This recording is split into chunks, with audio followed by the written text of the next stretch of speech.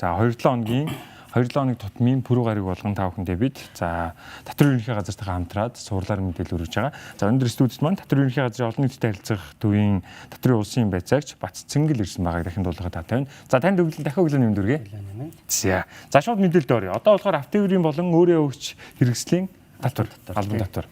Тэгэхээр зэрэг автотеврийн болон өөрөө өгч хэрэгслийн албан татвар бол 1992 оноос эхэлж мөрдөж эхэлсэн юм татвар байж байгаа. Тэгээд автотеврийн хэрэгслийн үндсэн 6 төрлөөр ногдуулдаг татварыг.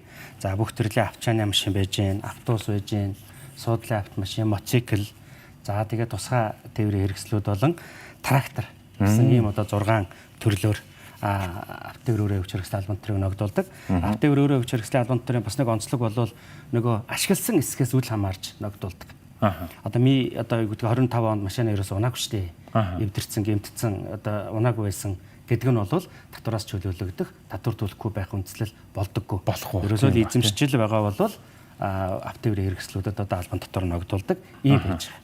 За ингээд энэ 6 төрлөөр автотеврийн хэрэгсэлд албан татварыг ногдуулахдаа бол яг хөр зэрэг 3 үндсэн бүлэгт ангилдаг. Нийслэлд, улсын зэрэглэлтэй хотод, орон нутагт гэсэн ийм 3 үндсэн зэрэглэлээр автотеврийг одоо албан татварыг ногдуулдаг. Дээр нь түрүүнд би хэлсэн нэг хөрөнгөний татварууд дандаа бусад одоо төрийн байгууллагуудад хамтарч ажилладаг гэж тийм ээ. Автотевр өөрөө өгч хэрэгслийн албан татварын хувьд бол замын хөдөлгөөн зохицуулах байгууллага, автотеврийн байгууллага хоёртой одоо хамтарч ер нь бол тэр хоёр байгууллага бол яаж гэнэ автотеврийн одоо үдсэг онцлогоогийн зохион байгуулалт, замын хөдөлгөөний байгууллага, автотеврийн байгууллага бол татварыг ногдуулах энэ чиглэлээр одоо үйл ажиллагаа явуулаад татварын алба бол яг хөөр зэрэг татварыг нь улсын төсөв төгөлрүүлж идэг. Тэгэхээр нөгөө бид нар чинь автотеврийн шилжилт хөдөлгөөн дэртэй холбоотой юм чинь бол автотеврийн үндсийн төв дээр очиж шилжилтээ хийдэг үстэй тийм. Тэгэхээр зэрэг энэ одоо байдлаар одоо төрийн байгууллагуудад хамтарч ажилладаг ийм зүйл байж байгаа. За автотевр өөрөө өгч хэрэгслийн албан татвараас одоо жишээл би зарчлаа гэдэргээд ярьдаг шээ тийм.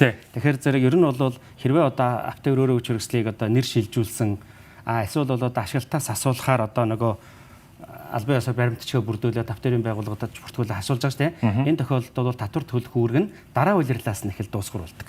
Тэгэхээр зэрэг одоо би 8 сард хэрвээ асууллаа гэх юм бол 9 сарыг дуустал татвараа төлнө л гэсэн санаа болгочих шүү дээ. 4-р улирлаас татвараас төлөх өдөө үүрэг нь чөлөөлөгддөг ийм зүйл байж байгаа. За мөн дээрээс бас нэг ийм зүйл байдаг тий. Жишээ нь автомашин тээврийн хэрэгслийг юу гэдгийг гадны улс орноос ингэж оруулж ирж байгаа тохиолдолд тухайн үлдэгдлийн сар гэдэг ч юм уу тэрийг бас дүүцүүлээд идэв үл яадаг вэ? Одоо жишээлхэд нөгөө татвар төлөх хугацаа бол нөгөө иргэн бол 6 сарын 1-ний дотор төлж барагдуулсан байх хэрэгтэй. Аж ахуйн нэгж бол 4 хуваагаад улирал болгоны 25-нд улирал болгоны сүүлийн сарын 25-нд төлдөг. Гэтэл нөгөө 6 сарын 1-ээс хойш ороод ирсэн машин яах вэ гэдэг асуудал хийж байгаа байхгүй. Тэгвэл үлдсэн хугацаанд ногдох татварыг нь бодож төлдөг гэсэн үг. Одоо чинь тэгэхээр чинь бүтэн төлөхгүй гэсэн үг. Төлөхгүй гэсэн үг байхгүй. Орж ирснээс хойш хугацаанд ногдох татварыг үлдсэн хугацаанд нь татварын жилдээ багтаагаад төлдөг ийм зохицуулттай байж байгаа. За тэгээд татварыг бол энэ автотевр өөрөө өгч хэрэгслийн албан татварыг бол улсын хурлаас бол яг хөөр зэрэг түрүүнд би хэлсэн нийслэл улсын зэрэгэлтэй хот, орон нутаг гэдэг ийм 3 төвшөнд интервалтай тогтоогоод өгч дээд доод хязгаарыг нь батлаад өгчдөг. За энэ дээд доод хязгаарт багтаагаад аймаг нийслэлийн иргэдийн хурл бол яг тухайн одоо орон нутгийнхаа автотевр өөрөө өгч хэрэгслийн албан татварыг тогтоож өгж идэг. За тэгэхээр зэрэг бид нар бол яг хоёр мотоцикл, микроавтобусны хувьд жишээлхэд одоо ингээд хот бол жишээлхэд тэр улсын хурлаас баталсан хязгаарын хамгийн дээд хязгааруудаар дандаа ер нь бол Улаанбаатар хот бол баталсан байгаад байдаг. Жишээлхэд 2 дугуйтай мотоциклыг бол 2000-аас 6000-ийн хооронд гэдэг интервал тавьсан байлаа гэхэд нийслэлд шууд 6000. Гэтэл дарханд бол юу гэдэг 2500 ч юм уу. За хөвсгөлд бол 2000 ч гэдэг юм уу. Ингээд аймаг болгон одоо ялгаатай харилцан адилхан юм зүйл байж байгаа. Тэгэхээр зэрэг нэгдүгээрт нь бол мотоциклууд байж байна, хоёрдугаарт микроавтобусууд байж байна, гуравдугаарт нь бол нэг суудлын автомашин. Одоо нэг хамгийн их асуудал болоод байдаг зүйл үү шүү дээ. Тэгэхээр одоо унж байгаа машинууд бол суудлын автомашин дээр бол 24 оны 6 сард нэг хот тосгоны эрх зүйн байдлын тухай хуулинд өөрчлөлт орох үед энэ суудлын автомашины интервалыг нийслэлийн хувьд бол өөрчилсөн. Өөрөөр хэлэх юм бол одоо нөгөө суудлын автомашины хувьд бол цилиндрийн багтаамжаас нь шалтгаалаад цилиндрийн багтаамжийн сантиметр куб тутамд татвар ногдуулдаг. Тэгэхээр зэрэг одоо 2001 см куб хүртэл цилиндрийн багтаамжтай машинд бол улсын хурлаас баталсан хязгаар нь 16-аас 96 төгрөгийн хооронд гээ батлаад өгсөн. Гэтэл 2024 онд бол нийслэл энийгээ тогтоохдоо бол нөгөө 72 төгрөгөөр тогтоцсон байхгүй. Нөгөө нэг 3 дахин нэмэгдүүллээ, 4 дахин нэмэгдүүллээ гэдэг чинь. За 2000-аас 3001-ийн хооронд одоо цилиндрийн багтаамжтай машины хувьд бол 18-аас 108-ийн хооронд интервал нь байдаг. Үсэг хурлаас тогтоосон интервал нь. Тэгтэл хот бол одоо өнгөрсөн жил бол 81-ээр тогтоосон ч гэдэг юм уу. Тэгтэл дархан бол одоо 24 төгрөг. Орон нутгуудад 18 төгрөг байж байгаа жишээ нэ. Тэгэхээр зэрэг ялгаа нэлээд өндөр байна гэсэн үг. За 3000-аас дээш бидний нөгөө хэлдгээр нөгөө Jeep төрлийн машинуудын хувьд бол 22-оос 132-ийн хооронд интервалтай.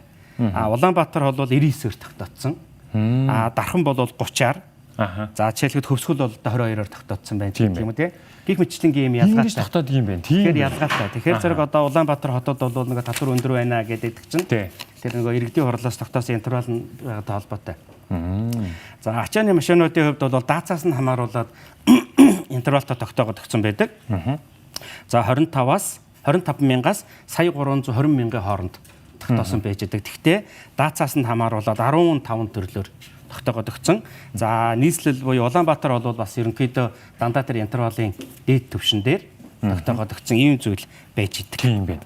За хоёулынх нь ерөнхийдөө ярилцсаг дуусах учраас та нэмэлтээр бас галт зэвсгийн албан татвар дээр товчхон мэдээлэх үү? Тэгээ галт зэвсгийн албан татварын хувьд ер нь бол энэ автотевр өөрөө хөгжих хэрэгслийн албан татвар дээр нэмэлтээр хийлгэхэд зөвхөн автотеврийн албан татвар биш бид нар чинь дээр нь нэмээд агаарын бохирдлын төлбөр, зам ашигласны төлбөрүүд бас төлдөг. Тэр нь агаарын бохирдлын төлбөрийн тухай хууль, автозамын тухай хуулиар зохицуулагддаг байж байгаа.